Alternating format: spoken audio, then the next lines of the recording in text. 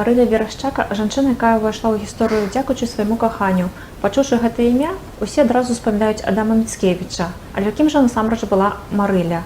Поўнае імя – Марыяна Эва Верашчака. Нарадзілася 24 снежня 1799 года ў Тугановічах, а хрысцілі нованароджаную 1 студзеня 1800 года ў касцёле Святой Ганны ў Варончы. Цікавы факт. І Адам і Марыля з'явіліся на свет у адзін і той жа дзень, але з розніцай у год. Адам у 1798 годзе, а Марыля ў 1799 годзе. Маладым людзям як быццам было лёгцам наканавана закахацца. Марыля нарадзілася ў заможнай шляхцянскай сям'і. Ейны бацька Антоній Верашчака быў маршалкам шляхты Навагарадскага павета, а маці Францішка была дачкой берасцейскага суддзі. Ігнат Дамейка быў стрыечным братам Марылі, а Тадэуш Рэйтан і Тадэуш Касцюшка былі траюроднымі братамі ейнай маткі. Марыля была добра выхаваная і адукаваная дзяўчына. Яна мела 2 гувернантак, адну францужанку і немку. Музыцы яе навучалі французы-імігранты, а спевам італьянец Бранэці.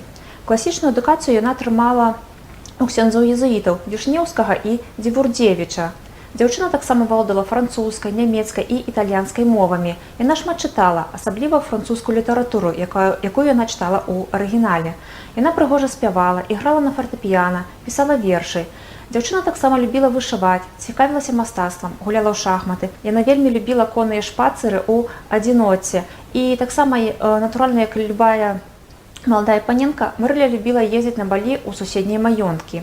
Летом 1818 года Адам Міцкевіч прыехаў разам са сваім універсітэцкім сябрам Тамашам Занам у Тугановічы, і там распачалося ўзаемнае, але няспраўджанае і няшчаснае каханне да Марылі. Так здарылася, што на той момант маладая паненка ўжо была заручоная за графам ваўжынцам Путкамерам, бо ейныя бацькі выбралі для дачкі заможнага і перспектыўнага жаніха, былога афіцэра напалеонаўскай арміі. Таму кандыдатура маладога Міцкевіча нават і не разглядалася, так як сям'я паэта была незаможнай.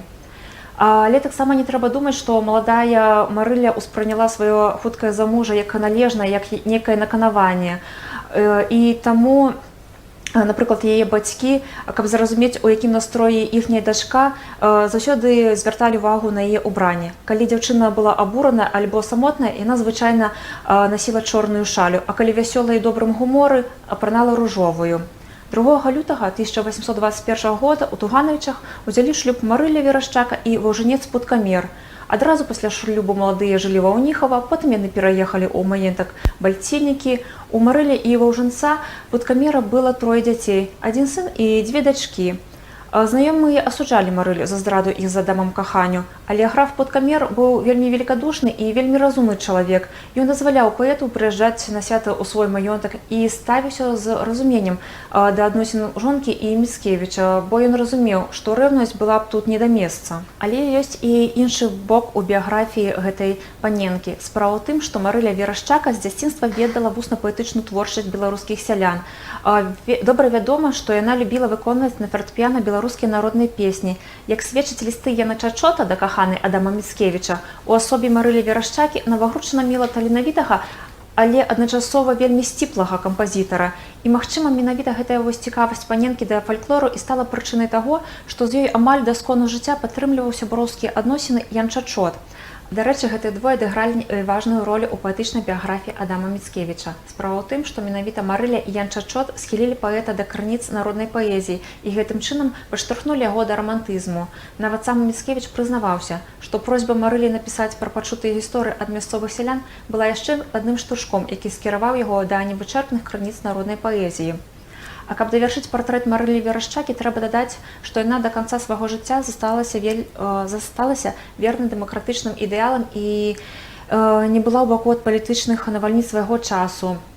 Яна даволі актыўна памагала паўстанцам 1830-31 гадоў, а пасля разгрому паўстання прычынілася да наладжвання сувязі падпольшчыкаў з паўстанцкім іміграцыйным цэнтрам, які рыхтаваўся падняць народ на новую бітву з царызмам. Антыўрадавая дзейнасць Марылі Верашчакі была выкрыта царскімі ўладамі, і ў чэрвені 1833 года яна разам са сваім мужам ваўжынцам Путкамерам, які таксама быў звязаны са змоўшчыкамі, трапіла ў турму.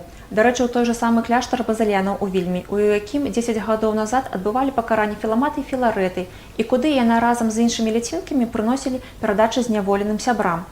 Марылі і яе мужу, што сядзелі ў розных камерах, адарваныя ад іхных дзяцей, толькі праз паўгода ўдалося адкупіцца і выйсці з няволі.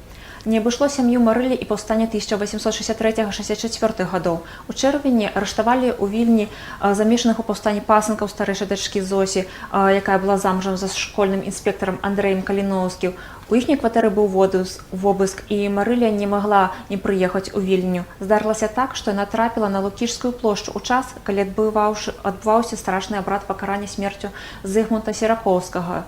Гэта зрабіла на Марылі жахлівае ўражанне. А таксама за ўдзел паўстання быў схоплены царскай жандармерыяй у Тугановичах зяць Марылінага брата Канстанцін Тугановскі, нашчадак князёў Туганаў. Не вытрымаўшы жорсткіх пакаранняў, ён памёр у віленскай турме. Летам гэтага ж года арыштавалі і Марылінага зяця, які ўваходзіў у лідскі паўстанскі камітэт. І пэўна ж, такія вялікія перажыванні і прычыніліся да смерці Марылі Путкамер у 1864 годзе. І вось як пісаў у 1885 годзе яе сын Станіслав Путкамер да Уладзіслава Бэлзлы, біёграфа Адама Міцкевіча. Не перажыла выпадкаў таго часу. Пахавалі яе ў парафіяльным касцёле ў Беняконях. Вельмі пакутуючы перад смерцю, у канцы вымавіла словы, якія былі апошнія: «За край, за пакутнікаў».